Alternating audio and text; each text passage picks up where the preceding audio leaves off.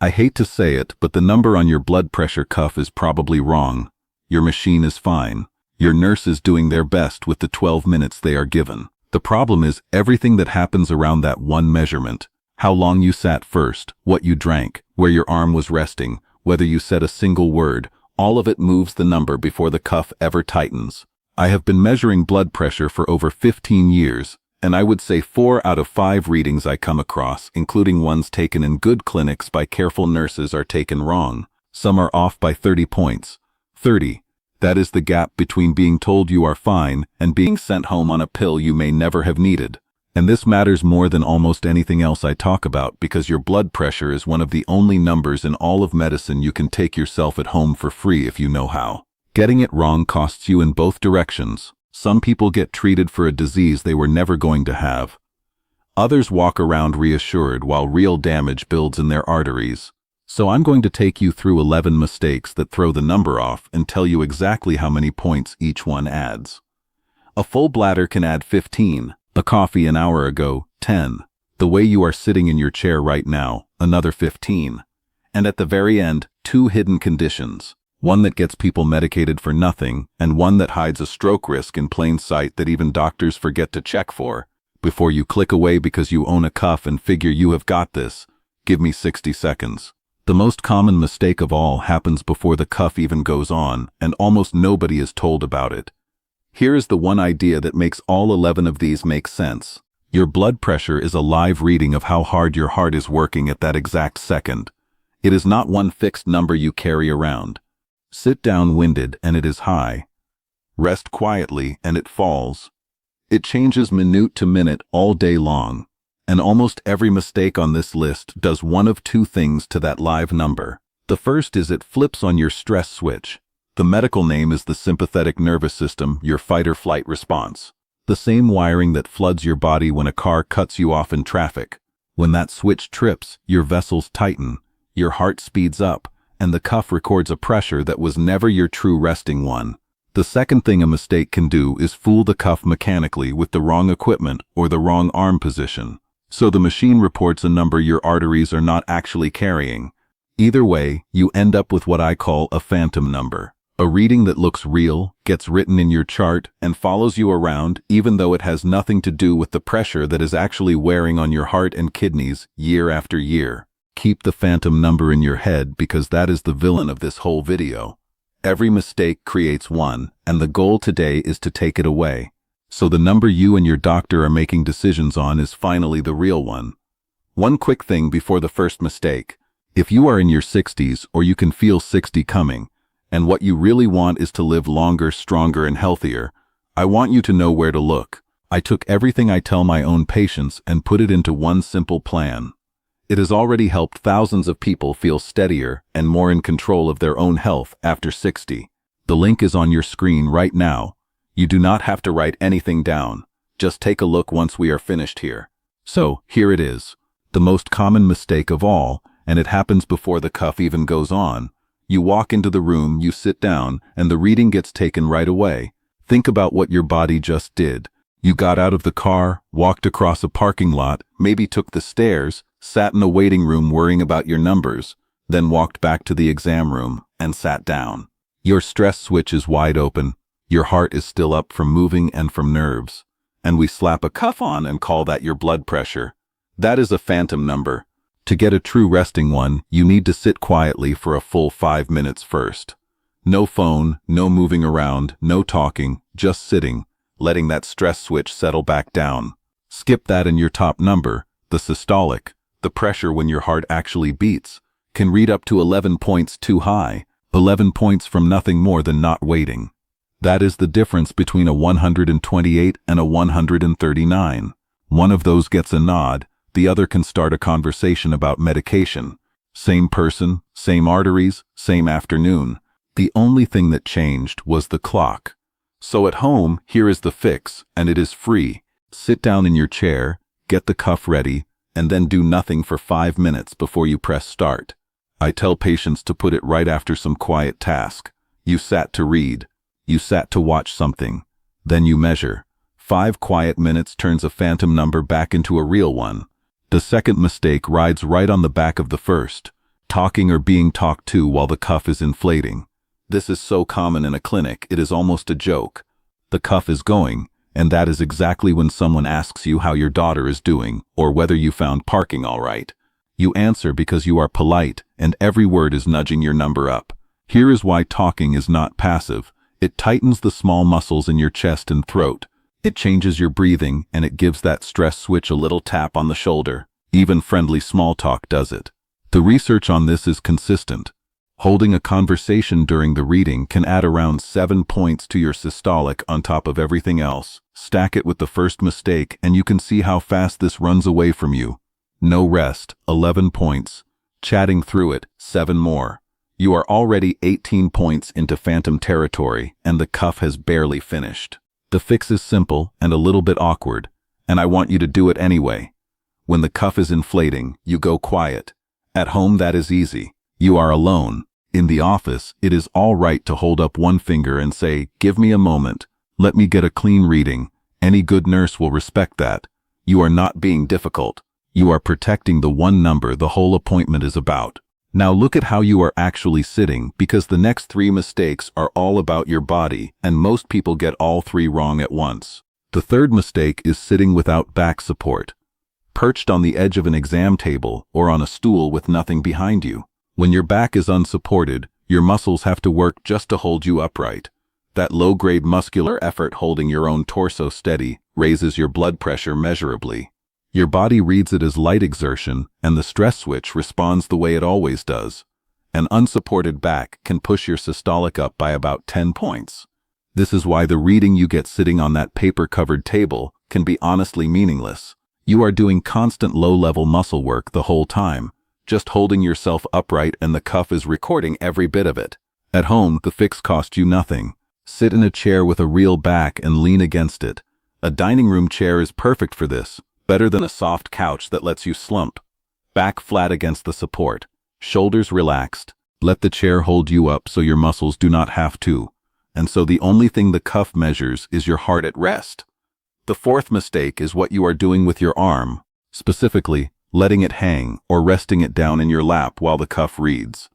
Arm position is pure physics. Your blood pressure is a measure of force against your artery walls, and gravity is part of that force. If your arm is below the level of your heart, dangling or sitting low in your lap, gravity adds to the pressure in those vessels, and the number comes out too high. Hold your arm low, and you can add around 6 points just from where it sits in space. Most people have never once been told this. They put their hand in their lap because it feels natural and relaxed, and they have no idea they just bumped their reading. The fix is to get the cuff up to the level of your heart. Not your hand, the cuff, the middle of your upper arm, level with the center of your chest, roughly the midpoint of your breastbone. Rest your arm on a table or the arm of a chair, and if it sits too low, put a folded towel or a cushion under it to bring it up, supported, still, and at heart level. That is when the physics finally tells the truth.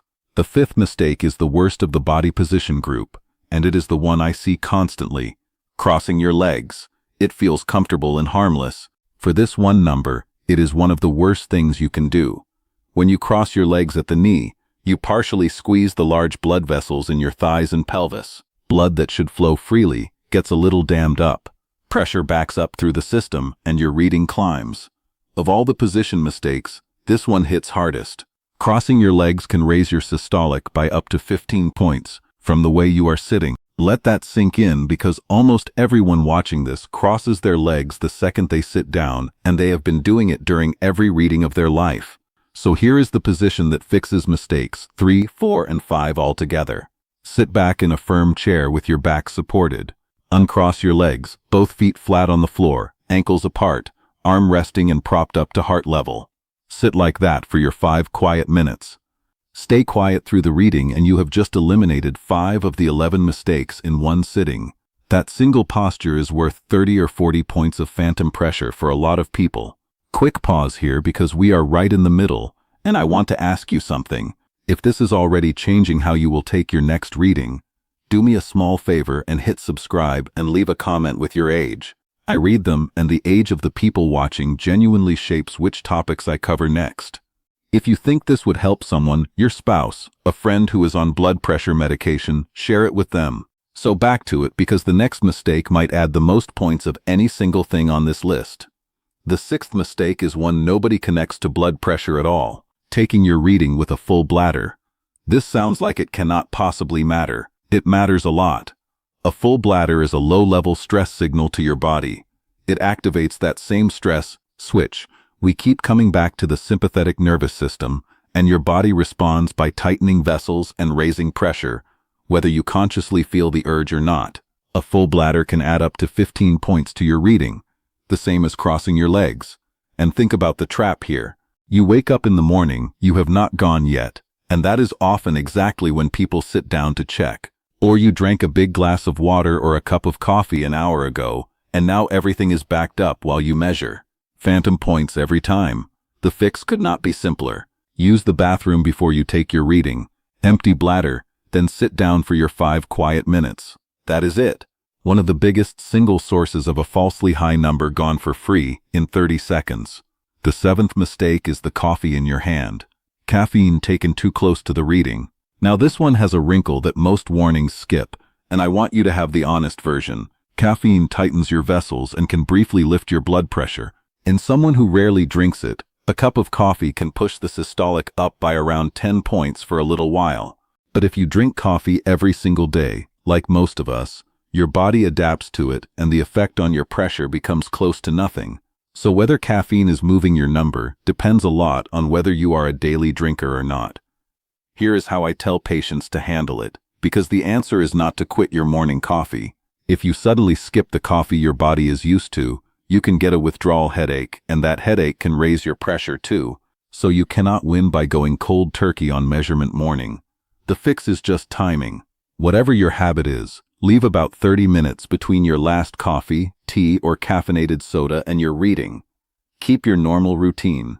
Just put a little gap before you measure. Same with a cigarette, by the way.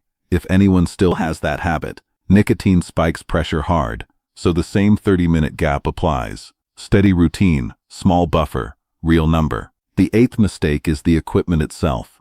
And this one is sneaky because it can fool you in both directions. The wrong cuff size. The cuff has to match the size of your arm. If the cuff is too small for your arm, and this is common for bigger or more muscular arms, it has to squeeze much harder to stop the blood flow, and it reports a number that is far too high. A cuff that is too small can add about 11 points. But here is the other side.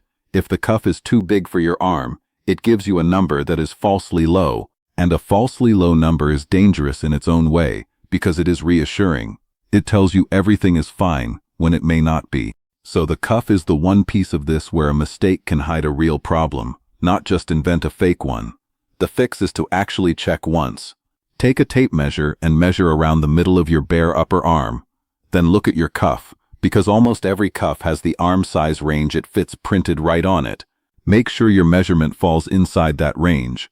If you are buying a home monitor, this is the step people skip. They grab the standard cuff and their arm needs a large. Measure first. Match the cuff to your arm, and you only ever have to do it one time. The ninth mistake is using the wrong arm. And buried inside this one is a genuine warning sign you do not want to miss. Here is something most people do not know. Your two arms do not give the same reading.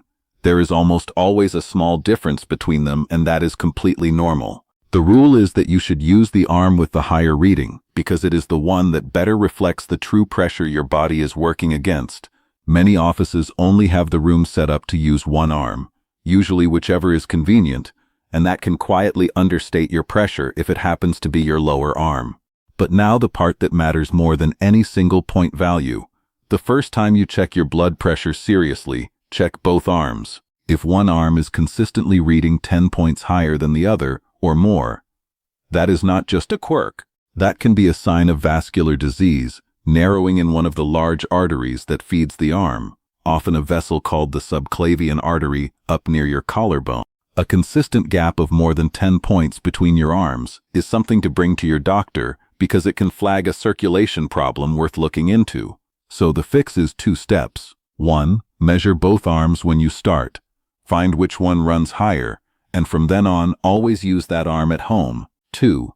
If the gap between your arms is more than 10 points, and it stays that way across several readings, tell your doctor. Most of the time it is nothing, but it is one of those quiet signals that is worth a real answer. The 10th mistake is the device you bought to do all this in the first place. And the two big ones are wrist monitors and cheap unvalidated machines. I understand the appeal of a wrist monitor. They are easy. You do not have to thread your arm into a cuff. You just snap it on, but they are much more prone to error than a proper upper arm cuff.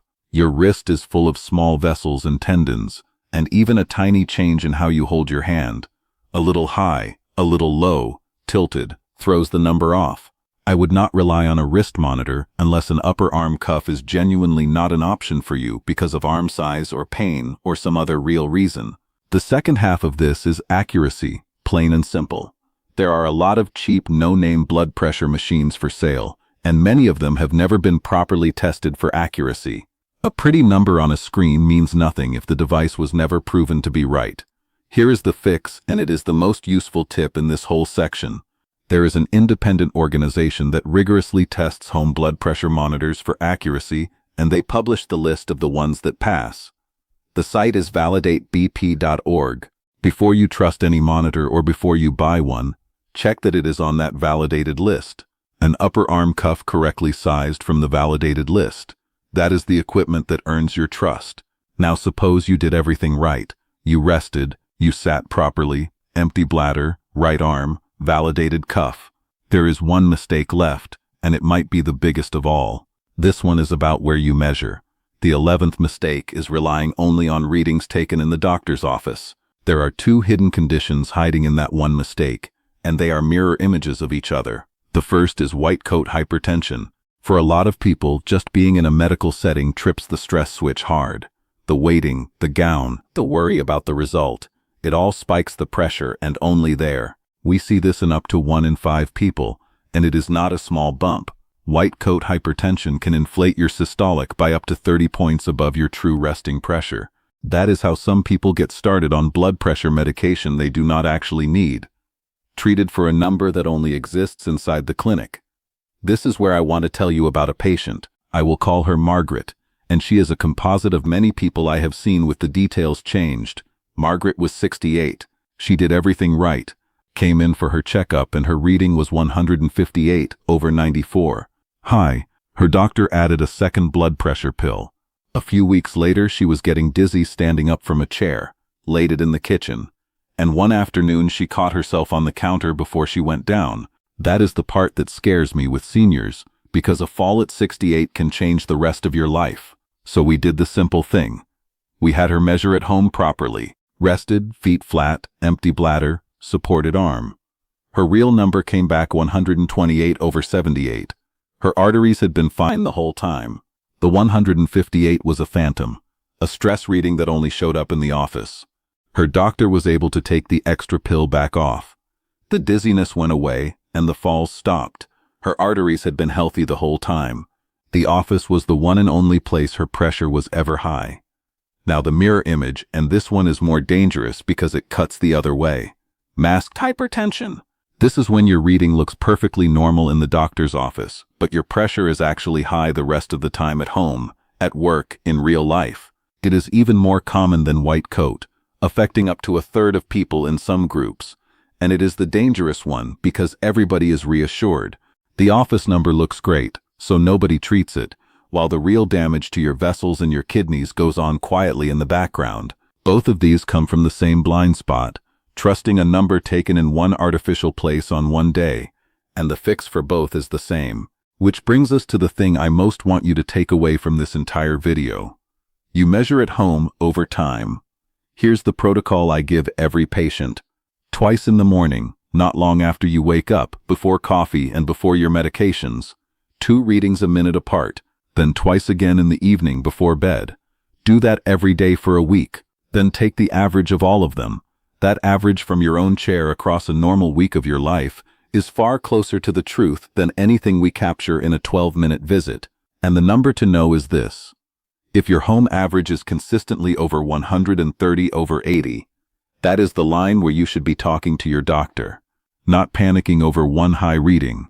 Everyone has those.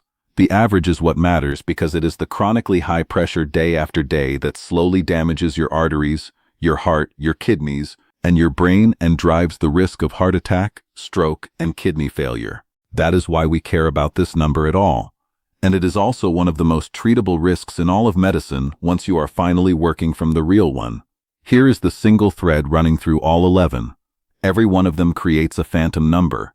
Either it flips the stress switch and your pressure spikes for reasons that have nothing to do with your arteries, or it fools the cuff with the wrong equipment or the wrong position. Once you can see which of those two things a mistake is doing, none of this is mysterious anymore.